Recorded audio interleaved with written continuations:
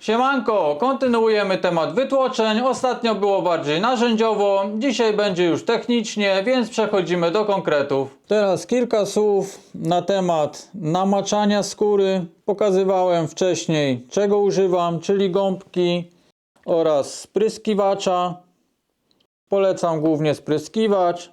Tutaj mamy skórę przemoczoną. Czyli jak widać, też możemy to trochę ocenić po kolorze. Tutaj jest skóra bez wody, tutaj jest namoczona do tłoczenia, bardziej nawilżona, a tutaj jest przemoczona. Taką skórę będziemy używali do formowania na mokro, ale nie do tłoczenia. Możemy ją przycisnąć, na niej pojawia się aż woda.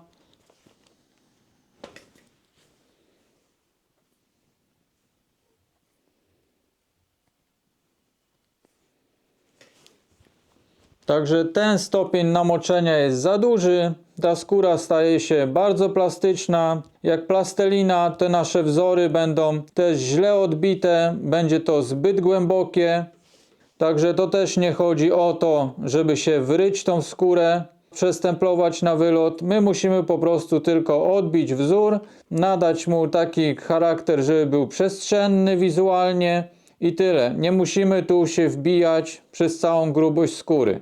Teraz nabiję tu stempel.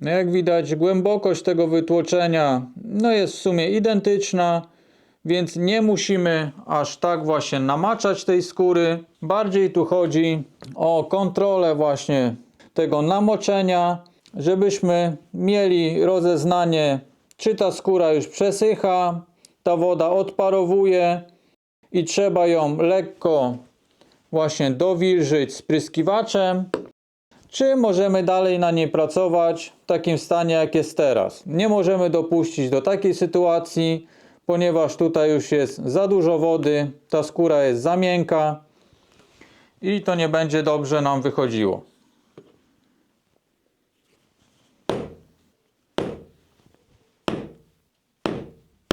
Kolejne stemple, wzór odbity tak samo, więc kontrolujemy tutaj stopień namoczenia. Kolejną rzeczą jest, jak uderzać te stemple, ponieważ możemy je nabijać całkowicie pionowo, wybijając cały wzór. Możemy pochylić je w naszą stronę, żeby wybić właśnie tą dolną część bardziej, albo w drugą, żeby bardziej widoczny był tył. I tak samo możemy bardziej skierować w lewo lub w prawo. Możemy połówkowo to wybijać, albo tylko po kawałku.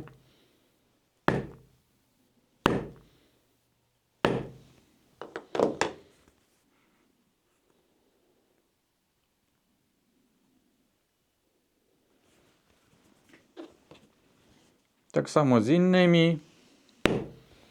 Całkiem pionowo, bardziej przód, bardziej tył,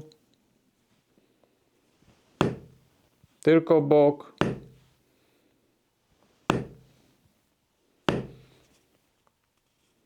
I tak samo jeśli chodzi o siłę uderzenia, no to tutaj jest zależne od stempla, ponieważ tutaj mamy przykładowo dwa takie wzory stempli, no i otrzymamy inne wgłębienie przy tej samej sile uderzenia.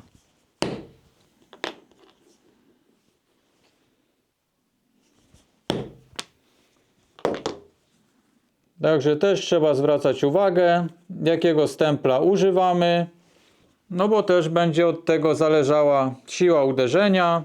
Ten bardzo łatwo się wbija, więc musimy bardzo delikatnie uderzać i tu także możemy go całościowo lub tylko sam czubek albo sam tył.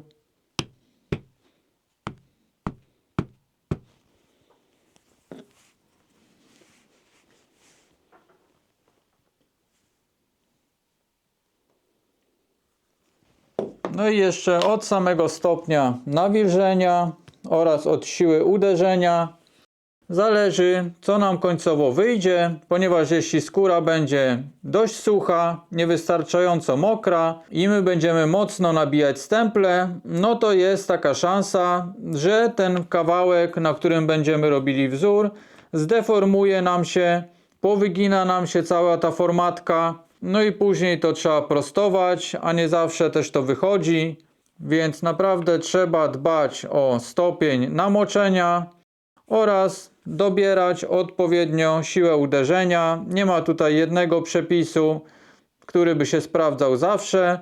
Skóra może być bardziej miękka, bardziej międlona, może być skóra sztywna, gruba. Także trzeba to dobierać do aktualnej sytuacji, jaką mamy. Ja preferuję zawsze stosowanie próbek, czyli jeśli wycinam element do tłoczenia, no to z kawałka obok wycinam też mały skrawek, no i stosuję te wszystkie stemple na nim, albo w trakcie tłoczenia, zanim użyję tego nowego stempla na danym kawałku skóry, żeby zobaczyć, jak on się odbija na tej skórze, z jaką siłą najlepiej to zrobić. No i wtedy już jak mam sprawdzone na tym ścińku, no to nabijam go już na docelowym kawałku. Teraz jeśli chodzi o samą płytę, to tak jak wspominałem, dobrze jeśli ona jest duża, gruba i ciężka. Da się też na takiej małej robić, ale trzeba zwrócić uwagę na pewne rzeczy. Ja swoje płyty do tłoczenia używam i kładę na tych miejscach na stole, gdzie są nogi albo jakieś podpory dodatkowe. Nie stawiamy tej płyty na środku blatu, gdzie właśnie sam blat jest pod spodem, jakieś półki i nie ma bezpośredniej pionowej nogi, która by przejmowała te uderzenia.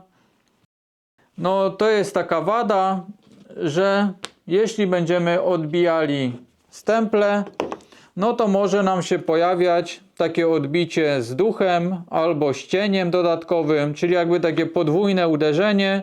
To jedno jest pełne, a drugie minimalnie przesunięte, wchodzi na ten wzór i tylko częściowo jest odbite.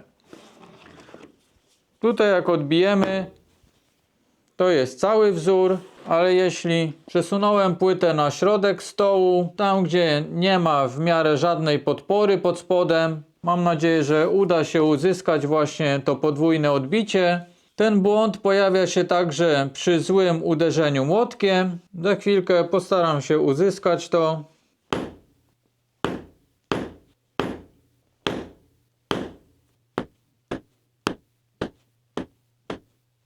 Mam nadzieję, że widać. Wśród tych uderzeń pojawiło się kilka takich podwójnych. No, wynika to z tego, że jeśli podłoże pod tą płytą nie jest stabilne, no to minimalnie przy uderzeniu nam odbija na stempel i właśnie mogą się pojawiać takie rzeczy. Może też być tak, że dociskamy ten stempel i młotkiem uderzając dopychamy go po uderzeniu dalej, zamiast po prostu go odciągnąć do góry, to my jakby wykonujemy takie podwójne uderzenie, jakby tak jak teraz to wyszło.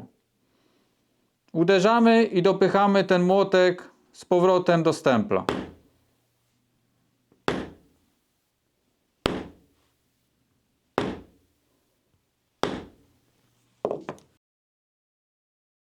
Coś takiego może się pojawiać właśnie z powodu złego uderzania w stempel. Czyli uderzamy i odciągamy ten młotek do góry.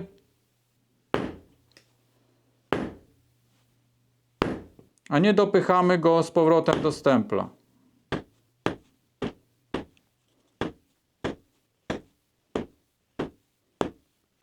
Teraz prawidłowo, a teraz znowu będę dopychał ten młotek do stempla.